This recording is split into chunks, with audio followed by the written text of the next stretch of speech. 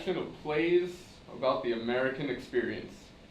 An experience riddled with joy and suffering, successes and failures, life and death.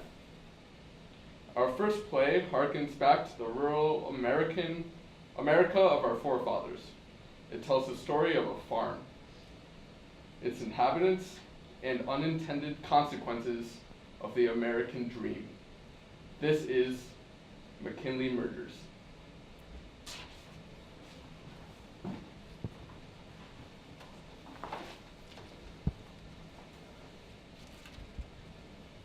Hey, Pa, what are you doing out here in your lonesome? Sun's setting. Used to set a lot slower. Could sit outside a little bit longer, run a little lighter. Grass used to grow greener. Corn grew taller. But now it's cold. We've been living in the shadows too long. And sooner or later, Pa used to go on long rants all the time, back before he got real sick. Back before he stuck the wrong end of a double-barrel musket in his mouth. Back before he left the crops to me and Mama. Little did I know this would be our last conversation. and sometimes I just want to kill myself. Yeah, okay, Pa.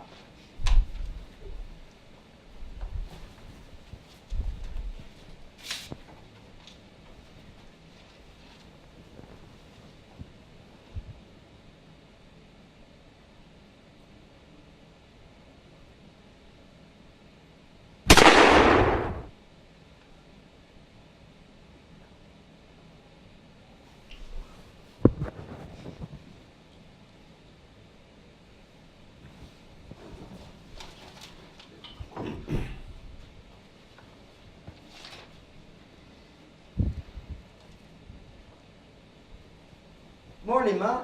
What? Ma always used to lose her hearing and everything else. She couldn't hear a damn thing. Have some breakfast. Your father never liked to eat the breakfast. Stop out of it, Ma. Pa's gone 15 years to the day. You think I don't miss him? You think I don't think about him constantly? When I'm tending to the chickens and to the eggs and to the roosters and to the chicks and to the hens and to the all that. Well, then you don't know the first thing about grief, Mom. Something I haven't told you about your pa. He didn't want to continue on no more. He'd seen his last rodeo. He handed me a sawed-off double-barrel musket and he said to me, "Here, love, pull the trigger." "Pull the trigger, Marianne! Do it! Pull the goddamn trigger!" So I did it. I pulled the trigger. And I don't regret it, not for 1 second. In fact, I've been planning to kill him ever since you were born. I just hadn't found the courage.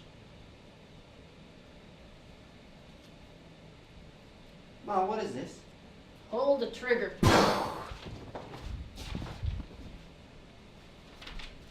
I've been planning to do that for years.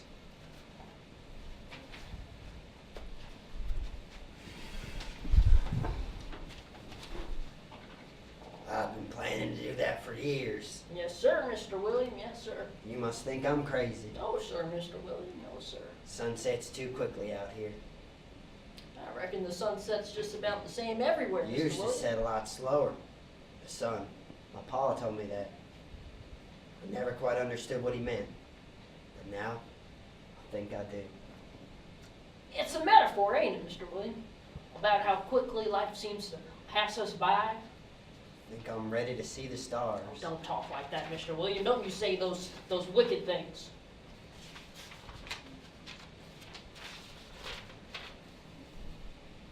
Pull the trigger.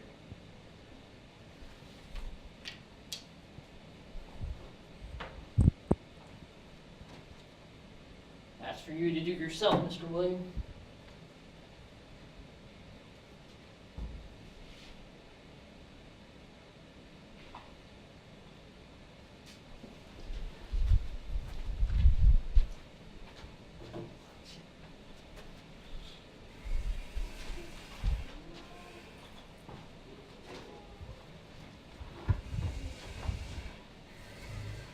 Tragic.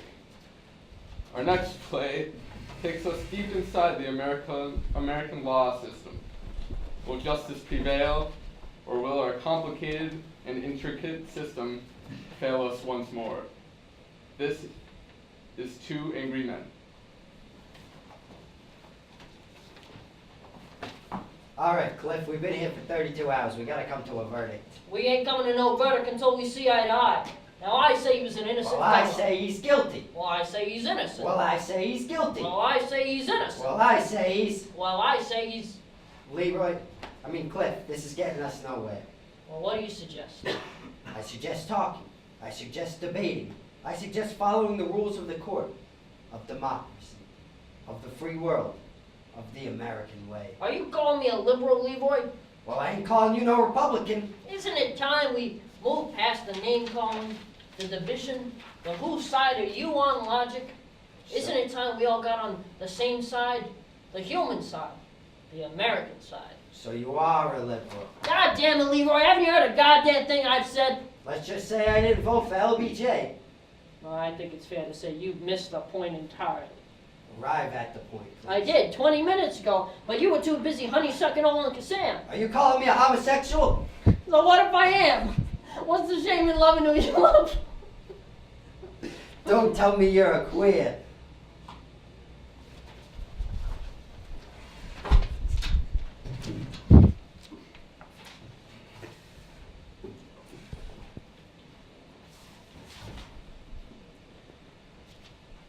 Powerful.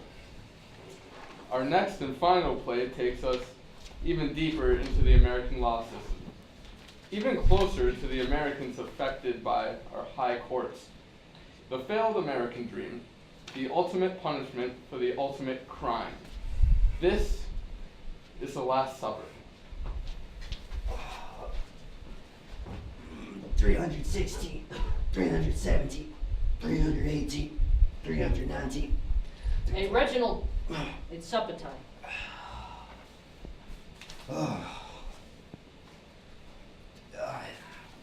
Say, is that a new record? I said, is that a new record?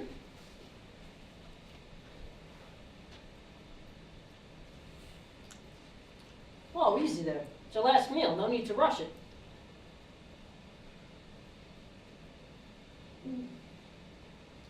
You're not a big talker, are you, Reginald? Never was. Too late to become one. Well, it's never too late to change, Reginald. I don't mean to pry, but are you at all scared? I mean of death. Nah, I welcome it. It's been a long time coming, my friend.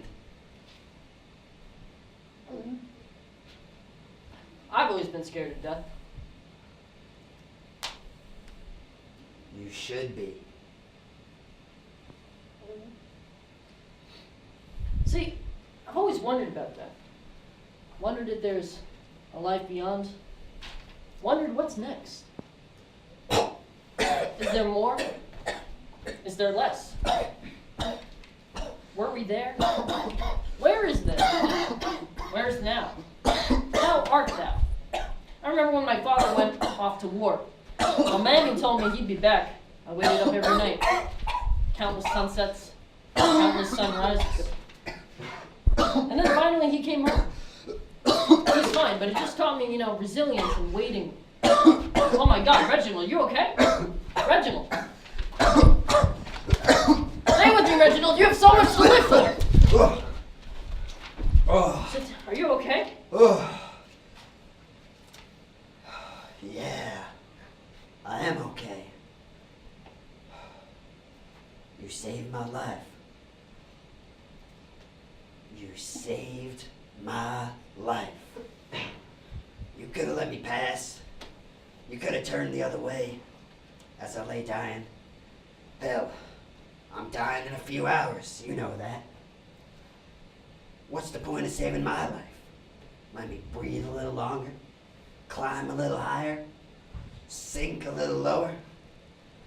You know, it's funny. A couple of moments ago, I was here talking malarkey, talking about how I wanted to die. But now, after being so close to death, I want to live. Again, I want to say sorry to my kids for never showing my boy how to throw a football. I'll never show my girl how to read. I want to apologize to the families that I've broken, the lives I've destroyed, the lives I've altered, the lives I've taken.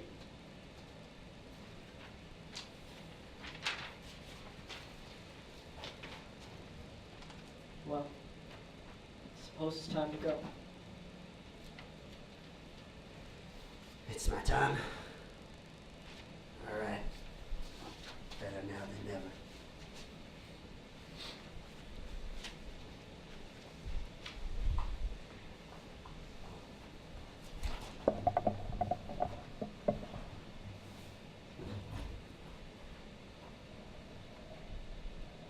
Thank you all for coming and for supporting local theater.